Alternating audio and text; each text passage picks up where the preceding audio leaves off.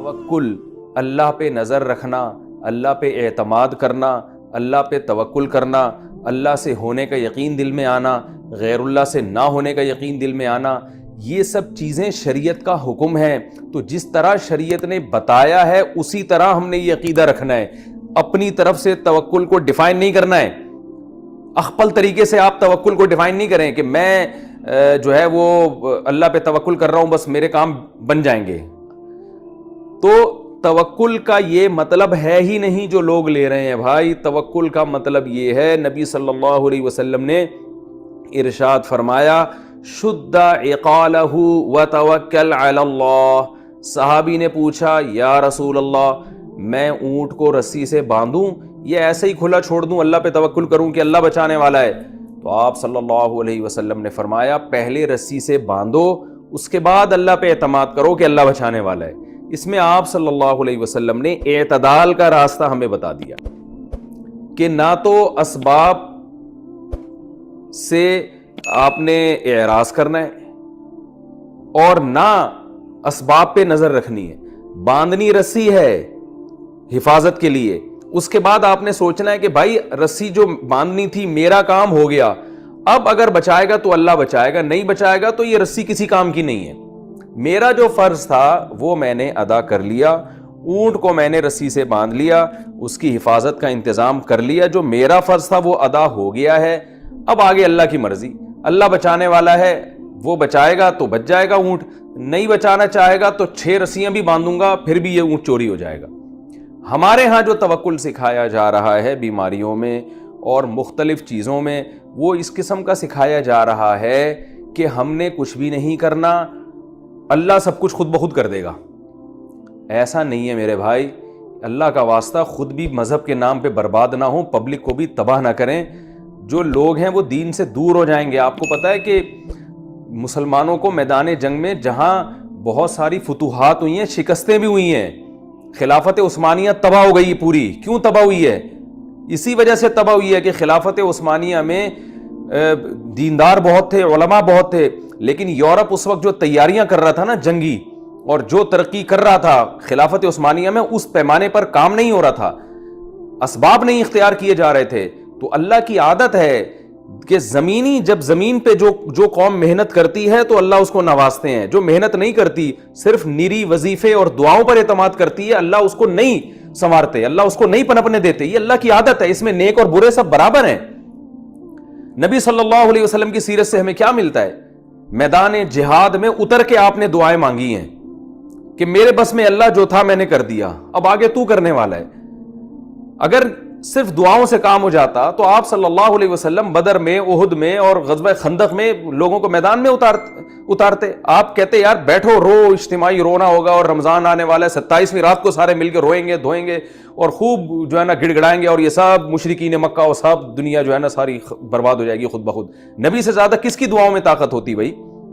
ادھر تو آپ حالات دیکھیں کیسے اسباب اختیار کیے آپ صلی اللہ علیہ وسلم نے، کیا پلاننگ، کیا ذہن اور کیا مشورے، اور کیا جو ہے نا پوری ایک آپ کو سیرت میں ایسی، یعنی دنیا میں جو کامیاب انسان کی صفات ہے نا، آج گورے بہت کتابیں لکھ رہے ہیں کامیاب آدمیوں کی 7 علامتیں، 8 علامتیں، 10 علامتیں۔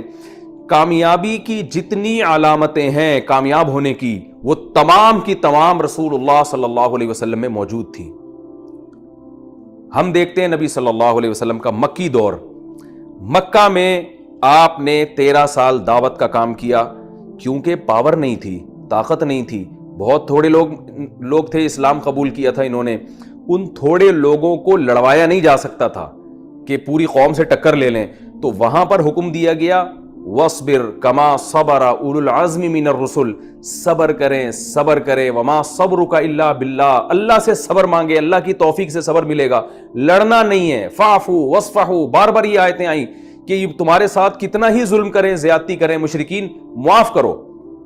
بلال حبشی رضی اللہ تعالیٰ عنہ کو گرم ریت پر لٹایا جا رہا ہے، آپ صلی اللہ علیہ وسلم نے تو کسی صحابی کو حکم نہیں دیا کہ جاؤ ان کے مولا کو پکڑ کے لٹکا دو پھانسی پہ، یہ میرے غلام اور میرے ایک مخلص صحابی ہیں بلال، وہ عہد کرتے ہیں، ان کو گرم ریٹوں پہ لٹایا جا رہا ہے، تو ان کو تو جا کے اس کے آقا کی گردن اڑا دو۔ کچھ نہیں کیا آپ نے، क्योंकि ग्राउंड रियलिटी को आप देख रहे हैं। भाई थोड़े से लोग हैं, अगर हम अभी लड़ाई शुरू कर देंगे तो हमारे लिए अपने आप को बचाना मुश्किल हो रहा है। एक नई जंग हम क्यों अपने ऊपर मुसल्लत कर लें? 13 साल किस कदर बर्दाश्त किया, क्यों? ये ग्राउंड रियलिटी को देखा है, ग्राउंड रियलिटी देखी जा रही है, जमीनी हकाइक देखे जा रहे हैं कि भाई जमीन अभी हमारा साथ नहीं दे रही। हम कहते हैं कि मोजज़ों से और करामतों से मामला होगा। मोजज़े और करामतें की मिकदार बहुत थोड़ी है इस्लामी तारीख में। नबी सल्लल्लाहु अलैहि वसल्लम कभी मोजज़ों पर एतमाद करके नहीं बैठे हैं। मोजज़े का मतलब यह है कि अंबिया किराम ग्राउंड रियलिटी को सामने रखकर काम कर रहे हैं।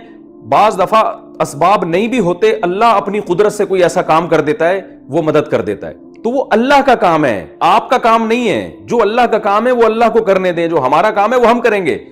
मोजज़े थोड़ी हम दुनिया में ला सकते हैं भाई, हमारे हाथ में थोड़ी करामतें हैं कि यूं कर दें तो यूं हो जाएगा। कुछ बैठे हुए आराम से और जो है ना वो कोई एहतियात नहीं है, कोई असबाब का जो है ना कोई असबाब की तरफ बिल्कुल भी तवज्जो नहीं है, और आप समझते हैं कि कोई मोजज़ाती तौर पर अल्लाह काम कर देगा। तो क्यों नहीं अल्लाह ताला ने अपने पैगंबरों को मैदान जंग में क्यों लड़वाया भाई? और 13 साल मक्का में जंग से रोका क्यों अल्लाह ताला ने? और 13 साल मक्का में सबर सबर सबर। खब्बाब इब्ने अरत रजी अल्लाह ताला अन्हु रसूलुल्लाह सल्लल्लाहु अलैहि वसल्लम के पास आते हैं, मुतवस्सिदन अला बुर्दतिल लहू बिल काबा, हदीस के अल्फाज हैं कि आप सल्लल्लाहु अलैहि वसल्लम अपनी एक चादर से तकिया लगाए हुए थे काबा के साथ। तो एक सहाबी आए खब्बाब इब्ने अरत रजी अल्लाह ताला अन्हु, अर्ज किया या रसूल अल्लाह अला तस्तंसिरु लना अला तदउ लना, आप हमारे लिए दुआ क्यों नहीं करते, आप अल्लाह से मदद क्यों नहीं मांगते? उनका मालिक क्या करता था, खब्बाब इब्ने अरत रजी अल्लाह ताला अन्हु को आग के अंगारों पे लिटाता था, और आपकी कमर से जो पीप निकलती थी और पानी निकलता था उससे वो आग के अंगारे ठंडे होते थे। किस कदर जुल्म हो रहा था। खब्बाब इब्ने अरत नबी के पास आया, या रसूलल्लाह मदद करें, अल्लाह से मदद मांगे। अला तस्तंसिर का मतलब अल्लाह से मदद मांगे। तो आप सल्लल्लाहु अलैहि वसल्लम ने ये नहीं हुक्म दिया हजरत उमर को या हजरत अबू बकर को कि जाओ इसके मौला की गर्दन उड़ा दो, और एक जो है वो कोई तकरीर की कि ये जो है ना इन सबको उड़ा दो, मार दो जान से, या जो है इनका गिरबान पकड़ के लेकर आओ। भाई ग्राउंड रियलिटी ये थी कि कमजोर थे, अगर नया फड्डा शुरू कर देते उनके मौला से, वो तो ताकतवर थे वो लोग। और जमीनी हकीकत क्या है कि ताकतवर से आप नहीं लड़ सकते, सबर करेंगे आप। जैसे मूसा अलैहिस्सलाम ने फिरौन के मुकाबले में सबर किया है। जब तक अल्लाह बराह रास्त नबी को हुक्म नहीं दे रहा लड़ाई का, तो अल्लाह नबी नहीं कर रहे। और अल्लाह हुक्म क्यों नहीं दे रहा है? इसीलिए नहीं दे रहा कि अल्लाह ने नबी की सीरत में एक एक पहलू को हमारे लिए नमूना बनाना था। तो अल्लाह ने बताया कि देखो नबी के फैसलों को देखो, जिस वक्त जो ग्राउंड रियलिटी के हिसाब से जो फैसला नबी को करना चाहिए था, नबी उस वक्त वो फैसला कर रहे हैं। तो ये अमल हमारे लिए सुन्नत बन गया। तो उन हालात में मक्की दौर में सब्र करना सुन्नत बन गया, ये बताने के लिए कि जब भी मुसलमान कमजोर होंगे तो मुसलमानों को ऐसे मौके पे सब्र ही करना है। ऐसा कोई काम नहीं करना कि लेने के देने पड़ जाएं, जैसे कि हो रहा है।